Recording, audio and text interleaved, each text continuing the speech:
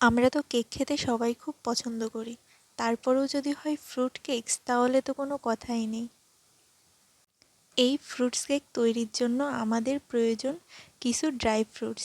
এজন্য এখানে নিয়ে নিয়েছি চেরি ফল, কাঠবাদাম, খেজুর, কাজু বাদাম আর কিশমিশ।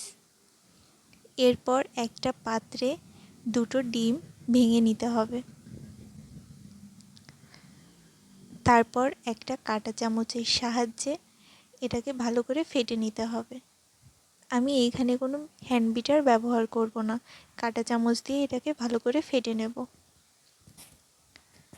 তারপর এর মধ্যে অল্প অল্প করে চিনি অ্যাড করব। আমি এইখানে হাফ কাপ পরিমাণ চিনি নিয়ে নিয়েছি। আপনারা এখানে চাইলে কম বা বেশি চিনি বাড়িয়ে কমিয়ে নিতে পারবেন। তারপর এটাকে ভালো করে ফেটে নিতে হবে। একটু সময় ধরে এই কাজটা করতে হবে। তারপর এর মধ্যে 1 কাপ পরিমাণ ময়দা দিয়ে দেব। আর দিয়ে দেব 2 টেবিল চামচ গুঁড়ো দুধ আর সামান্য একটু লবণ আর 1.5 টেবিল চামচ পরিমাণ বেকিং পাউডার। সবগুলো উপকরণ একটু মিশিয়ে নেব। আর এর মধ্যে দিয়ে দেব 1/4 কাপ পরিমাণ গরুর দুধ। এই দুধটা জাল করে ঠান্ডা করে নিয়েছি। আর অ্যাড করব হাফ কাপ পরিমাণ সয়াবিন তেল। আর দিয়ে দেব 1 টেবিল চামচ পরিমাণ ভ্যানিলা এসেন্স। তারপর সবগুলো উপকরণ ভালো করে মিশিয়ে নেব। চাইলে এই অবস্থাতেও কেক বেক করা যায়, কিন্তু আমি যেহেতু এইখানে ফ্রুটস কেকস বানাবো এই জন্য এর মধ্যে আমি ড্রাই ফ্রুট অ্যাড করব। তারপর সবগুলো ভালো করে একটু মিশিয়ে নেব।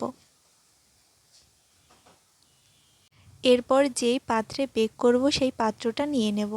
এর মধ্যে সামান্য পরিমাণে একটু তেল ব্রাশ করে নেব হাতের সাহায্যে।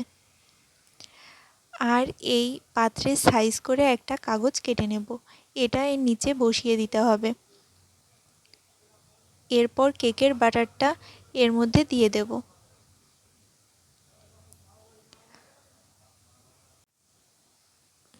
তারপর এই পাত্রটা একটু ঝাঁকিয়ে নিতে হবে, এতে করে কেকের মধ্যে কোনো বাতাস থাকলে সেটা বের হয়ে যাবে। এবার এটা বেক করার জন্য আমি একটা হাঁড়ির মধ্যে বালি বসিয়ে গরম করে নিয়েছি। এরপর এই পাত্রটা বসিয়ে দেব আর এই ঢাকনার ছিদ্রে একটা কাগজ দিয়ে মুখটা বন্ধ করে দেব। কেকটা একটু ফুলে আসলে এর উপর দিয়ে কিছু কিশমিশ আর কাঠবাদাম কুচি ছড়িয়ে দেব। তারপর আবার কিছু সময় ঢেকে রাখবো। আমার এই কেকটা বেক করতে 25 থেকে 30 মিনিট মতো সময় লেগেছে।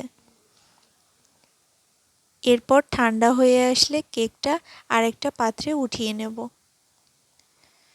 ছুরি দিয়ে এর পাশটা একটু কেটে নেব।